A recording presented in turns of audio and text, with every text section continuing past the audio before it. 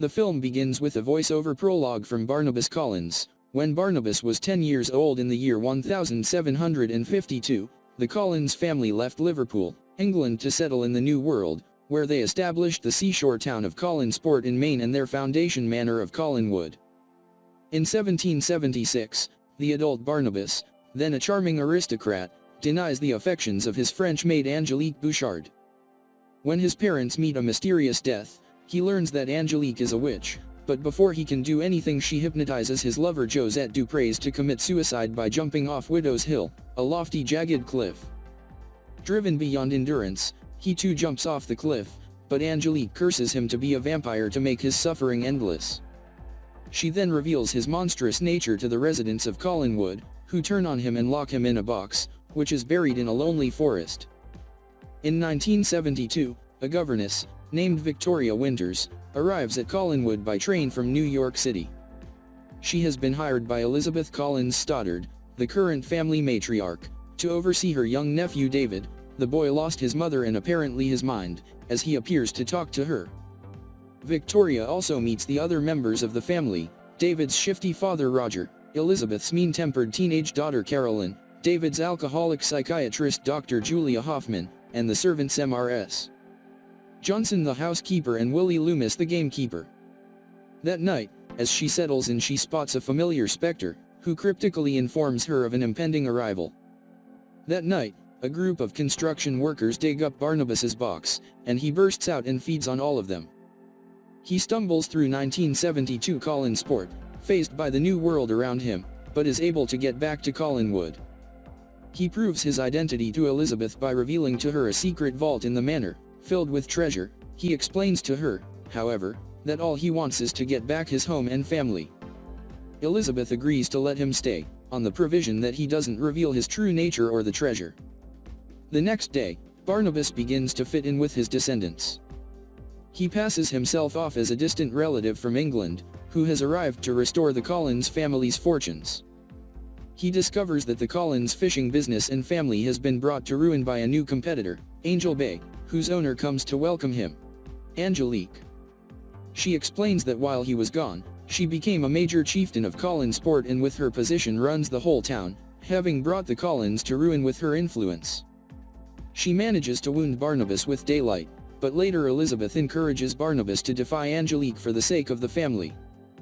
Barnabas figures out how to re-establish the privately owned company, generally through spellbinding the majority of Angelique's anglers and inciting them to work for him, all things being equal, as well as gain the trust of the Collins family. He is likewise ready to develop a sentiment with Victoria, who uncannily looks like his lost love Josette. Dr. Hoffman finds Barnabas' secret, yet is persuaded by Elizabeth to stay quiet about it for logical purposes. She deals with making Barnabas human through bondings of human blood.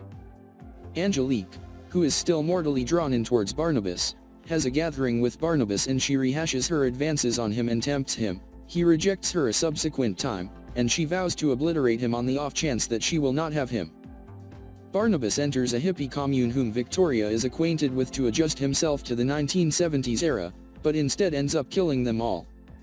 Later, he proposes hosting a ball at Collinwood to restore the family name. At this ball, he discovers Roger stealing money from the guests and neglecting his son. Later, he has an intimate moment with Victoria, who confides in him the truth about herself. She was originally a child named Maggie Evans, and she had the ghost of Josette Duprez as her constant friend, an act which convinced her parents she was insane and put her in a mental asylum. She managed to escape and take on a new identity of Victoria Winters, and make her way to Collinsport. She feels drawn to Barnabas as if she's known him forever, and the two of them kiss, not knowing an enraged Angelique is watching them. The day after the ball, Barnabas discovers that Dr. Hoffman has been using his blood to make herself immortal. Enraged at this deceit, he kills her and dumps her body into the ocean. Finally, he discovers Roger looking for the vault and presents him an ultimatum: either be a good attentive father to David, or leave with enough money to keep him comfortable. Roger decides to leave Collinwood and David behind, to his son's grief. When a ceiling ornament drops and nearly crushes an unknowing David, Barnabas saves him, but unfortunately exposes his true nature to everyone, including David and Victoria, who consequently draw away from him. Barnabas meets Angelique and asks that she rid him of her curse. She proposes that he join her and they rule Collinsport together, or she locks him back in the box and destroys all he holds dear. He outright refuses this bargain, so she makes good on her promise. She locks him in the box and deposits it at an abandoned mausoleum, where she plans to keep him there until all he loves is destroyed. She starts by blowing up the Collins family factory, and then blaming it on the Collins. She manages to stir up an angry mob of townspeople to attack Collinwood. Barnabas is freed by David, who explains his ghost mother guided him to the mausoleum. They make it back to Collinwood just as the mob arrives. Barnabas offers to give himself up in place of his family, then attacks Angelique and cracks her skin. This unnatural spectacle exposes her as a witch to the townspeople, who abandon her and leave Collinwood as fast as possible. The Collins then make a combined assault on the woman who ruined them, Barnabas with his vampire powers, Willie with an axe, Elizabeth with a shotgun, Carolyn is a werewolf, revealed to have been cursed by Angelique. And finally David summons the spirit of his mother, whom Angelique drowned, to hurl Angelique into a chandelier.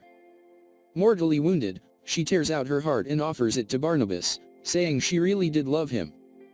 In the aftermath, Barnabas searches for Victoria. David hears from his mother that she's heading for Widow's Hill.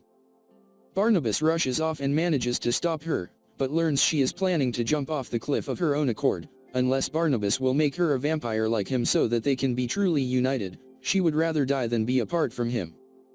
She jumps, and Barnabas saves her by biting her and turning her into a vampire. This has the effect of combining Josette's psyche with Victoria, who wakes up as a vampire and is now taken over by Josette.